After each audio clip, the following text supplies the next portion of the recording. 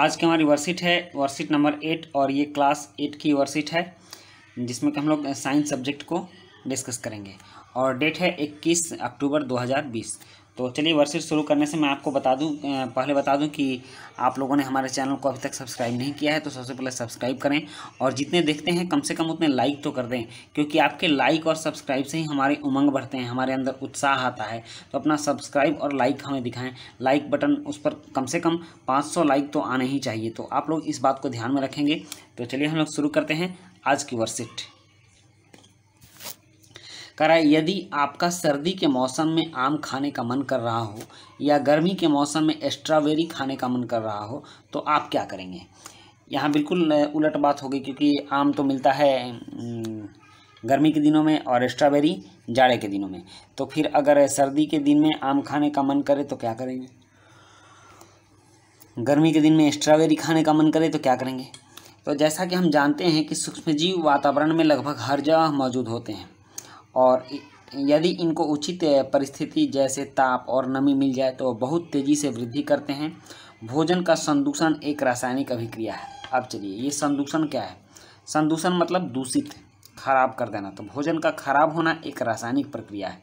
हम लोगों ने पीछे के वर्कशीट में पढ़ा है तो कि सूक्ष्म जीवों की वजह से बहुत सारी बीमारियां भी होती हैं और सूक्ष्म जीव की वजह से हम लोग कुछ खाना भी बना लेते हैं, मतलब वो फायदे वाले भी हैं और नुकसान वाले भी हैं। तो कुछ सूक्ष्मजीव ऐसे होते हैं जो हमारे भोजन को संदूषित कर देते हैं और उस संदूषण में, उस दूषित करने में रासायनिक अभिक्रिया होती है जिससे खाने की वस्तु का रंग और स्वाद बदल जाता है और उसमें बदबू आ जाती है और वह खाने योग्य नहीं रहती है। आपने देखा होगा कि कोई भी सामान अगर कुछ देर तक बाहर रह जाता है तो उसमें बदबू आ जाती है, कलर चेंज हो जाता है, खटापन टाइप का आ जाता है, तो उसका स्वाद बदल जाता है। भोजन को सूक्ष्मजीवों से बचाने के लिए हम निम्नलिखित विधियों का प्रयोग कर सकते हैं जिससे कि हम पूरा साल हर तरह का फल और सब्जी और उनसे बनी हुई चीज़ों का मज़ा ले सकते हैं। मतलब कि उसमें कुछ अगर हम परिवर्तन कर दें तो उसका उपयोग हम पूरे साल कर सकते हैं। तो वो परिवर्तन क्या होता है जिससे कि सूक्ष्मजीव से बचाया जा सके हमारे भोजन को। चलिए देखते हैं।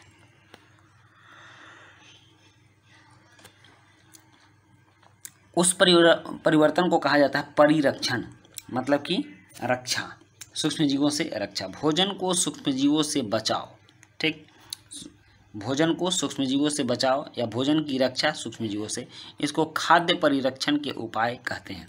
तो खाद्य परिरक्षण के कुछ निम्नलिखित उपाय होते हैं, जैसे रासायनिक उपाय होते हैं। रासायनिक उपाय क्या है कि जीवों और सूक्ष्मजीवों से बचाने के लिए कुछ रसायन मिला देते हैं, जैसे सोडियम बेंजोएट तथा सोडियम मेटाबाइसल्फाइड, इन्हें परिरक्षक कहते हैं।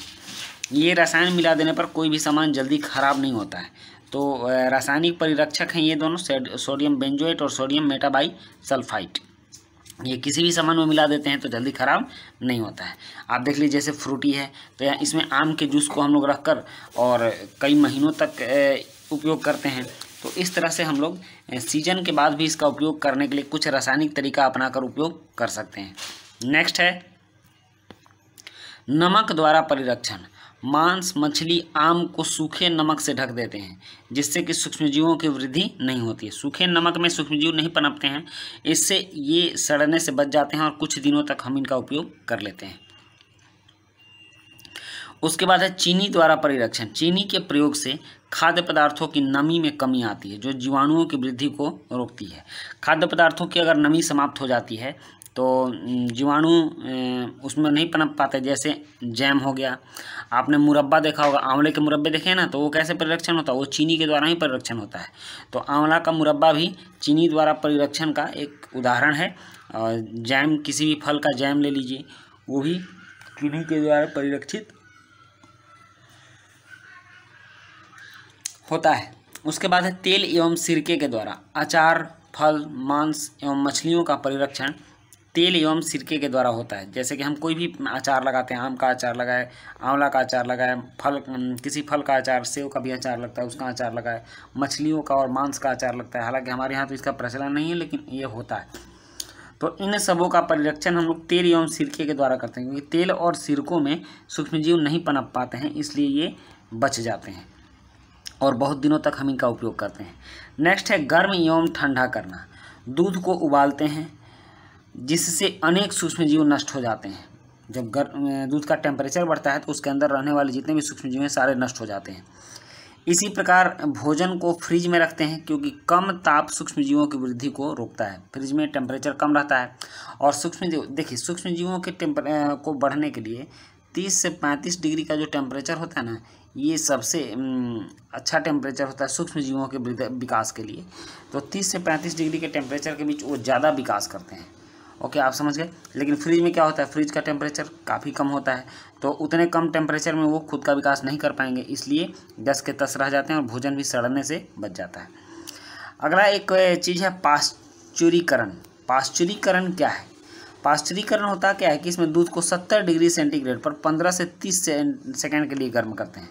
70 डिग्री सेंटीग्रेड आप समझ रहे हैं, 100 डिग्री सेंटीग्रेड पर हमारे यहाँ पानी उबलता है, तो 70 डिग्री सेंटीग्रेड पर 15 से 30 सेकंड के लिए गर्म करते हैं, फिर एकाएक ठंडा कर देते हैं और उसको थैलियों में भर लेते हैं। ऐसा करने से सूक्ष्मजीव की वृद्धि रुक जाती है और इस प्रक्रिया को पाश्चुरीकरण कहते हैं। मतलब गर्म करके तुरंत ठंडा करने के बाद उसको पैक करना पाश्चुरीकरण कहलाता है, जिसकी खोज सबसे पहले लुई पाश्चर नामक वैज्ञानिक ने पाश्चुरीकृत दूध की थी। और पाश्चुरीकृत दूध को हम बिना उबाले भी इस्तेमाल कर सकते हैं, मतलब इसको बिना उबाले भी हम खा सकते हैं और इसमें सूक्ष्मजीव नहीं रहते हैं, पनप नहीं पाते हैं। अब उसके बाद है भंडारण एवं पैकिंग। कुछ भंडारण करने का तरीका ऐसा है रखने का कि अगर उस ढंग से अगर हम भंडारण करें तो उसमें सूक्ष्मजीव नहीं पनप सकते हैं। जैसे मेवे मतलब ड्राई फ्रूट्स जितने होते हैं उसको मेवा बोलते हैं, सूखा हुआ फल, तथा सब्जियों को वायुरोधी सील किए गए पैकेट में रखा जाता है। वैसे पैकेट में जिसको हम लोग एयर टाइट पैकेट कहते हैं, जिसमें हवा न बाहर से जा सकती है ना अंदर से बाहर आ सकती है, जिससे सूक्ष्मजीवों से उनकी सुरक्षा होती है। तो इस तरह से हम अपने खाद्य पदार्थों को, खाने की चीज़ों को सूक्ष्मजीवों से बचा सकते हैं और काफ़ी लंबे दिनों तक उनका उपयोग कर सकते हैं। तो इस वर्कशीट में आपके लिए कुछ प्रश्न भी हैं, बहुत आसान प्रश्न है, आप इन प्रश्नों को कर सकते हैं। पहला प्रश्न है कि किन्हीं 2 रासायनिक परिरक्षक के नाम बताओ। दूसरा प्रश्न है खाद्य परिरक्षण के कोई 4 तरीके लिखिए। तीसरा प्रश्न है अचार में अधिक तेल और नमक क्यों डाला जाता है। चौथा प्रश्न है आम से बनने वाली किन्हीं 4 चीज़ों के नाम बताओ जिनका हम परिरक्षण कर सकते हैं। तो चलिए इन प्रश्नों के उत्तर लिखते हैं। यहाँ प्रश्न 1 है किन्हीं 2 रासायनिक परिरक्षक के नाम बताओ। तो उत्तर है 2 रासायनिक परिरक्षक होगा यहाँ पर, ठीक ना। इसको आप ऐसे लिखिएगा,